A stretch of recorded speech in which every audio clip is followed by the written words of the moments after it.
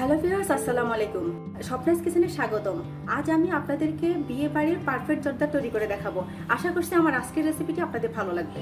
পোলাও তৈরির জন্য আমি এখানে মেজারমেন্ট কাপের 1 কাপ চিনি গুঁড়া চাল নিয়েছি। এই চালটাকে আমি ভালো করে ধুয়ে আমি 15 মিনিট পানিতে ভিজিয়ে রেখেছি। ভেজানোর পরে আমি দেখুন একটা চাকনির সাহায্যে পানিগুলো ছড়িয়ে নিয়েছি। আমি এখন ভাত রান্না করতে যাব। ভাত রান্নার জন্য এখানে একটি প্যানে পর্যাপ্ত পানি নিয়েছি। পানির মধ্যে এখন সামান্য জর্দা রং দিয়ে দিচ্ছি। এরপর ভালোভাবে পানির সাথে রংটা মিশিয়ে নিব।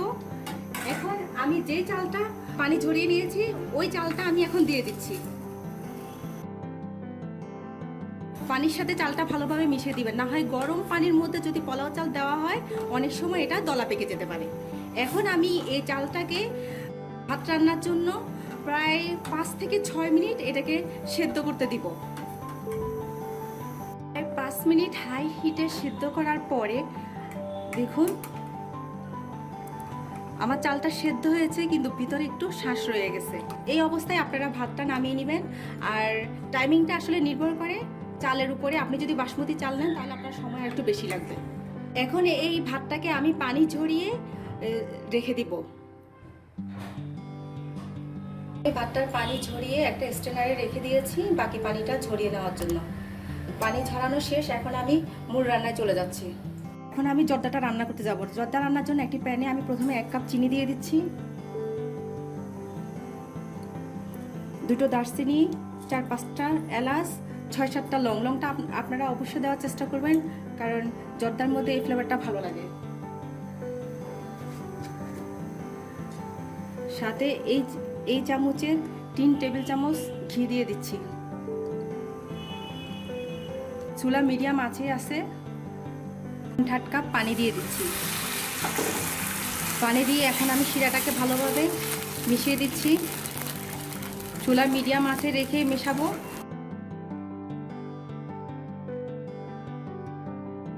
এখন আমি অপেক্ষা করব একটা বলক উঠানো পর্যন্ত। পানিতে বলক ওঠার পরে এখন আমি ভাতটা দিয়ে দিচ্ছি। সে যে ভাতের থেকে পানি ঝরিয়ে নিয়েছে ওই ভাতটা আমি দিয়ে দিচ্ছি। দিয়ে ভালোভাবে শিরার সাথে মিশিয়ে নিচ্ছি। এই সময় চুলার আগুনটা একটু মিডিয়াম হাইতে থাকবে। ভালোভাবে শিরার সাথে ভাতটা মিশিয়ে দিলাম। এখানে আমি 1/2 কাপ একটা মালটাকে জুস করে দিয়ে দিয়েছি। আপনাদের হাতের কাছে যদি কমলা থাকে আপনারা কমলাও দিতে পারেন, আর যদি না থাকে তাহলে পানির পরিমাণটা সামান্য একটু বাড়িয়ে দিবেন। এখন আমি চুলার আগুন হাইয়ে করে এটাকে ভালোভাবে মিশিয়ে যতক্ষণ পর্যন্ত ভাত আর শিরাটা সমান পরিমাণ না হবে ততক্ষণ পর্যন্ত জাল দিয়ে নিব। দেখুন ভাতটা আর শিরাটা প্রায় সমান পরিমাণ হয়ে এসেছে। এই পর্যায়ে আমি চুলার আগুন একেবারে লোতে রেখে 10 থেকে 15 মিনিট এটা দমে রান্না করব। এরই মাঝে আমার 10 মিনিট হয়ে গিয়েছে। দেখুন আমি ঢাকনা উঠিয়ে নিচ্ছি। আমি একটু নেড়ে দিচ্ছি। আমার কিন্তু এটা পুরোপুরি এখনো রান্না হয় নাই, আরেকবার দমে রাখতে হবে। এই পর্যায়ে আমি কিছু বাদাম কুচি দিয়ে দিচ্ছি আর মোরব্বাটা দিয়ে দিচ্ছি।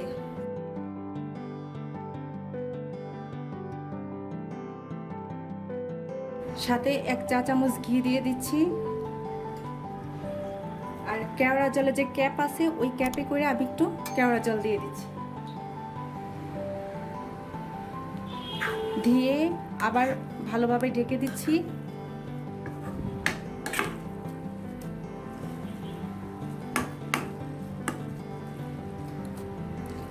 এবারও এটাকে আমি চুলার আগুন একেবারে লোতে রেখে ঢাকনা দিয়ে 10 থেকে 12 মিনিট পর্যন্ত দমে রেখে দিব। 12 মিনিট পরে আমি ঢাকনাটা উঠিয়ে নিচ্ছি। আমার জর্দা পোলাও রান্না শেষ। দেখুন পোলাওগুলো কেমন ঝরঝরে হয়েছে।